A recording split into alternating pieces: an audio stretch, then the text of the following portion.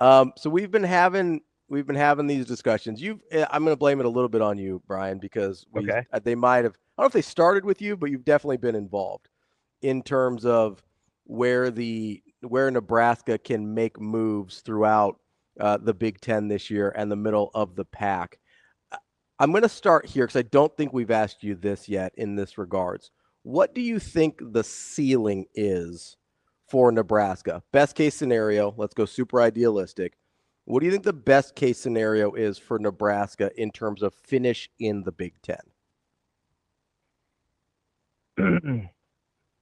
In the Big Ten, I mean, I think so. We're being idealistic. We're Yeah, being let's like say like Dylan someone's turns rolling into their all Big Ten quality quarterback. The defensive line is what I think they are. The offensive line comes together. The wide receivers are like, it's idealistic. okay. I mean, if you're gonna shoot for the ceiling, idealistic is they're like a 10-2 team. That kind of. So, what is Three, uh, 3, 4, let's say, somewhere in there. Is that basically the? yeah. So two losses. Yeah, I would say that would put you in the top four, right? So yeah, I think that's where it would sit. I mean, I think that's what they're thinking about. So if you want to just say what's inside the walls, what's the mindset of what they think they can be, I mean, win is written on every board over there every time I've ever seen it, and there's an expectation like we can make a move. I think they thought they could last year, so um, yeah, that's where you start as far as like where you place the ceiling. I always hate the capped ceiling on a team. You never know. Sometimes everything, as you mentioned, the different things that can fall together. Like I've always said, like what happens if Nebraska has a year where they're actually like stinking plus 10 in turnover margin? Like they've only been plus like twice in 21 years of football And in that's a the total of plus plus minus. two. Yeah. Yeah, exactly. So I mean, like, what if you actually had a year where like you have a safety who picks off like six passes or something, and it's just like one of the things kind of break your way. You're great in the red zone.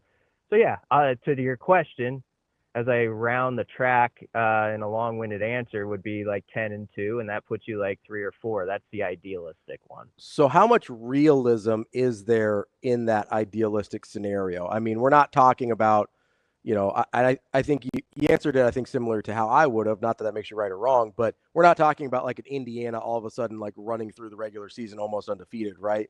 Like, we're talking about what I think is a scenario that is on the table. Like, how much realism do you think there is in that scenario?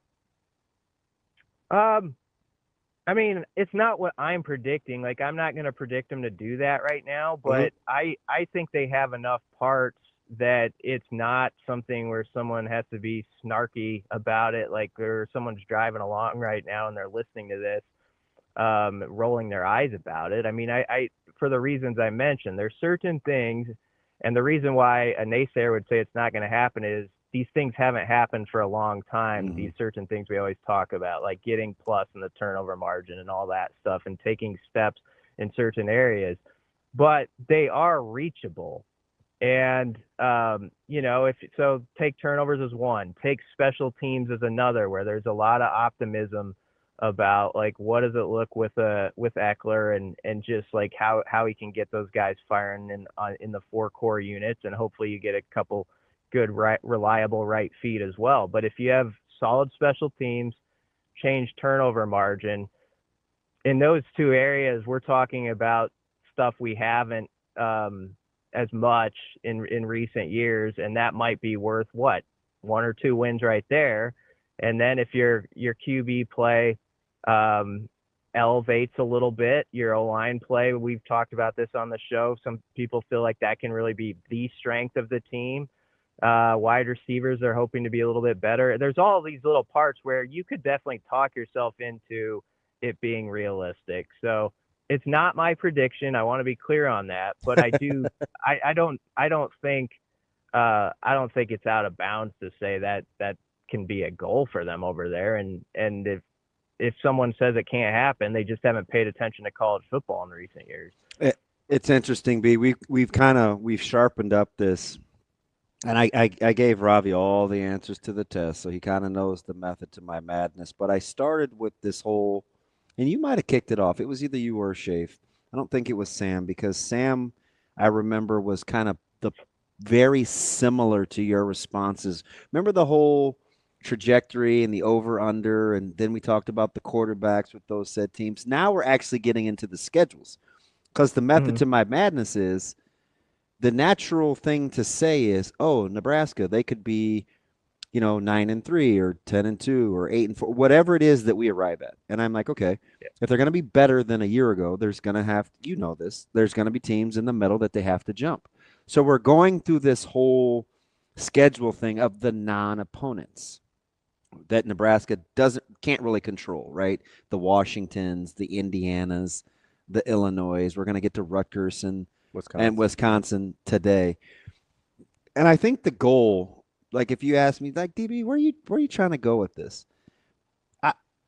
Do you agree that if Nebraska's going to make the move and in essence be one of those top 6 teams, because that gets them to the play-in of this new proposed format, they're going to have to move a ton of furniture in order to rearrange the room, right? I mean, there's some teams that they've got to push through, and so I'm trying to find these plausible ways to do it. It would be a fairly, not just a tough task, but if they could pull it off, like they're going to have to execute, but it could be pretty cool if they do. It won't be easy, but if they do, it'll be well earned is kind of what I'm arriving at, because it's going to be tough to do. Yeah, there is a lot of furniture in the way. There's a lot of ottomans right in the middle of the living room, teams you don't even think about.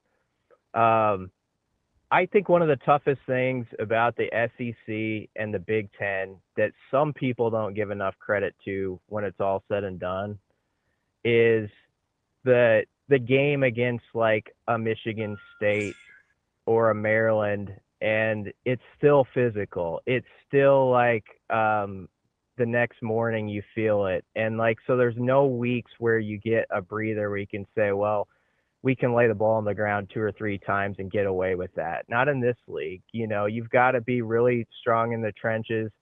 And like we used to do, I still do it a little bit because we're allowed to, because we're not inside the walls, but like you sort of rank these games, but and like sometimes they're difficulty, but every one of them has their own challenge at that point in the schedule, and they're going to have certain guys that are tough matchups, skill guys, and you're going to have to come to play. So like when I look at Nebraska's schedule, and it sort of connects to, I think, to what you're talking about. I mean, I look as much as like October 4th through the 18th as anything, where I think it's that stretch of Michigan State, Maryland. I might have the order out of place. Minnesota. No, that's right. 3 M's. Yep. And I mean, that's after Michigan. So then there's a bye, but then you have that stretch where it's Maryland, Michigan State, Minnesota.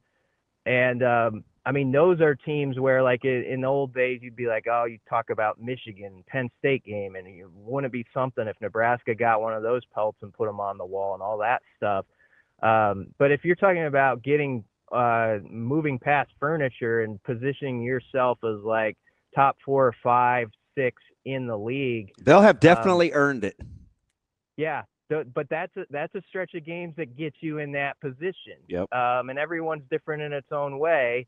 And so Nebraska doesn't play Illinois this year, but Illinois, I haven't looked at their schedule and don't know it inside and out, but I'm sure they have a stretch of 2 or 3 games where maybe their fans are thinking about some more high profile name, but inside their walls, it's like, yeah, you're going to have to handle this business too if you actually want to be in the top 6. So, yeah, I totally understand what you're saying with all the, bringing every team into the equation and sort of where they're at, because Nebraska's sort of been stuck with a lot of teams in this, like, teams 4 through 15 in this league are very close, have been very close. The difference has been minuscule.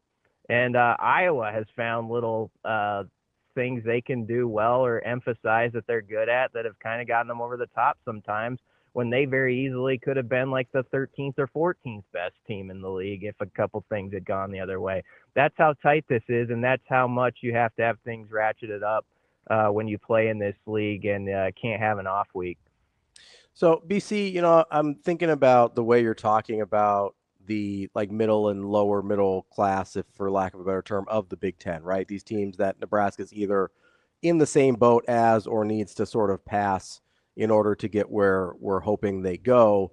And I just wonder if, I started thinking about what does this look like in other leagues, right? What does it look like in the Big 12 or the ACC? And part of me just wonders if there were more cracks in the foundation for a lot longer than we realized before the move to the Big Ten, and then the house just started falling apart, and we're like, hey, where did this come from? And it's because we didn't notice. Like, did your brain ever go there? With Nebraska and just why it's been so tough, you're saying? Well, just like if there were longer standing issues that were sort of pasted over by 9-3 records that we probably should have seen this coming, maybe not to this degree of length of struggle, but probably should have seen larger issues coming, even though the wins were still there for a while. Yeah, maybe. I think that's a tough, man. That's a big question. Yeah. I mean, I would start with, I feel like in the trenches for a period of time, and this is where the optimism comes in. If you want to be an ideal, I think Nebraska can, especially on that O-line, we've talked about that. They can be strong this year, but I do think there was a period of time where that fell off on both sides a little bit, not sometimes at the very top, but it was just a depth thing. And I think when you get into this league, if you're not really well-rounded in the trenches and this the old story around here is how Nebraska maybe didn't get enough bang for their buck from like Sue, like in the success he had and some D-line recruiting classes. And I think just as you started to add it all up for, 8-10 years, it was sort of like it felt a little thin at certain spots. And so I think if there's one thing where I think it's fair to have hope. They believe, I think that they've gotten pretty deep at a lot of these groups, and not just the trenches. I mean, the secondary. You heard like Matt Rhule in the spring say, I think we could start 5 corners, 6 safeties, or whichever way it was. I mean, there's 11, 12 guys they feel really good about there. I think they feel pretty strong about their backers and how they had like 3 deep at 2 of the spots there. And so the hope is that you actually have the type of squad, especially if you have a mindset like we're in it to win it. We're in it to play 15, 16 games eventually, that you actually have like 100 guys who over the course of a year, they can help in their own little way. And so maybe they're closer to that than I think they were at times after they made the move from into this league. And it sort of has been something that's been difficult to overcome. Okay, it's been almost a month since I think we kind of asked you or intimated the original question, and had a little more time. If the top 3 teams in the conference, in whatever order, are Oregon, Ohio State, and Penn State, who do you feel most comfortable putting 4 and 5, given all the things that we've talked about in the last month now? Right now, I would say Illinois and maybe USC. But that 5th spot has been nobody can quite land the plane. We've heard SC, we've heard Michigan, but it's that's been about it. Illinois is always in the discussion, either 4th or 5th. Yeah. Yep. No Indiana. Like nobody else has cracked kind of that. So I guess I almost should just say top 6 and put 5, 6 in whatever order you want. So, BC, when you're talking about Illinois, is there any part of your brain that goes like, hey, why does Vegas only have that at 7.5 wins? Like, does that bother you at all? No, I didn't know that, I guess. I didn't pay it enough It's relatively recent. I think the win totals last week. I think. Yeah. Maybe I just have PTSD from Iowa last year being too high on them at 7.5, but hey, whenever Vegas says something, I've learned that like they sometimes know a thing or two. But I'd have to look at their schedule closer. I just like the way he coaches in this league, the way he develops guys. I think a lot of people would give him credit for that. Like their quarterback, and they built kind of a winning culture last year where they figured out how to win some of those close games. Sometimes that's tough to back up though. So we'll see if they can catch some of the same breaks. Like, I mean, they played pretty evenly with Nebraska. Obviously, they won the thing, but that's also a game where Nebraska looks at like 3 or 4 or 5 different things in that game where it's like, man, we let that one get through our fingers. So that's where this whole conversation is pretty interesting, because like you could say like, okay, I'll say Illinois is the 4th team, but I put Illinois, USC, Nebraska, Iowa, I put them all very much in the same boat. It's just a matter of like who does those little things a little bit better, who makes that clutch play when you have to have it, a little consistency, who doesn't do something stupid with clock management. You got to be, you got to have everything tightened up here. And that's where, like when I hear Rhule talk about, hey, I've gone over like, I assume like maybe the Ohio State game and the 2-minute drive, like 5-6 times, you watch it back and you think about it with Holgerson, and you're chopping that up through the off season. That's where you hope Nebraska in some of those moments just has a few more answers than they have in the past. You know what I'm surprised about, just because of the consistency of their track record, and they usually have good success against Nebraska. Don't you think we're missing on Iowa? Iowa's got a tough schedule. I would agree. I agree. You have it in front of you maybe, or you could I'm pull bringing it it up. But they we're doing them so we broke this down into teams that Nebraska could control because they play them, and teams they don't. So yesterday was Indiana, Washington, Illinois. Today is Rutgers and the team that everybody's throwing dirt on, Wisconsin. But the 3 games I picked for opponents that Nebraska has to play are SC, Iowa, and Minnesota for the actual head-to-heads. So what do those 3 games mean? What are you saying when you say there's? Because I think 2 of those 3 games are must-win if Nebraska's going to be who we want them to be. Okay. 2 of those 3 games are must-win, in my opinion. I would agree with that. Okay, all right. You want to? I mean, another way to look at it, I was writing about, I always write about protecting your backyard, and like, so Nebraska went 5-2 at home last year. They went 4-3 at home their first season. If you get that to at least 6-1, you're in business. Yeah, and 6-1 though means if you're gonna go 6-1 at home, means Iowa, USC, Michigan. Those are 3 of the games. Yeah. I think most people would say, if you said, okay, if you had to do this exercise, rank the most difficult, which I did a couple days ago, I'd have Penn State 1. I had USC 2. Some would have Michigan. I had Michigan 3, Iowa 4. I just say that, like, of those top 4 tough games, 3 of them are at Memorial Stadium. Yep. And you got to get back to making that place where you expect things are going to go your way there. Teams come in and they know there might be, like, they're down 7 points because there's going to be something that happens. They just know they're going up against a team with a lot of energy and a fan base that's behind them. So Iowa, USC, Michigan are all home games, and so if you won 2 of those 3, I think that'd be another 3 I would highlight. So they have a bye in between, but starting on the 27th, Iowa has Indiana at home for their homecoming. Then they get a week off. They go to Madison. Then they get Penn State at their place. Now they play Ohio State too. Yeah, well, and they close BC with at USC, Michigan State at home, at Nebraska. Yeah, they don't have Ohio State. They don't have Ohio State. They have they have Oregon. They have Oregon right after a couple weeks after the Penn State game. But again, they get them in Iowa.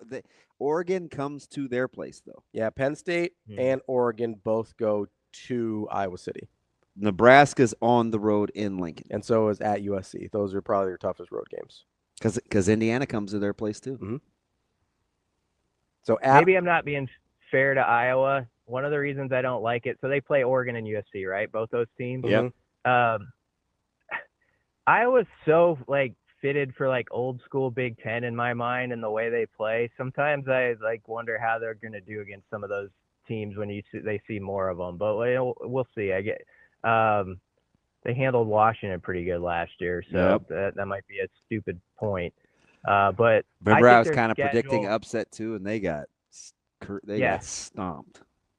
Yeah, so I would say their schedule is why I think they have the same, like a 7.5 over under from what I've heard out there. So I mean, Iowa though I never sleep on. I know people snicker about their offense and for fair reason, but they got a new OC and he might have a few ideas that help them out there. Well, new quarterback too. I mean, who knows what Gronowski looks like making the leap to Big Ten football. Yeah. That's our guy, BC, Brian Christopherson, Husker247. We appreciate it as always. Enjoy Uncle time today. All right then, Uncle B. Yeah. I got to make sure I hold the baby correctly, but thanks for having me on, guys. Support the head.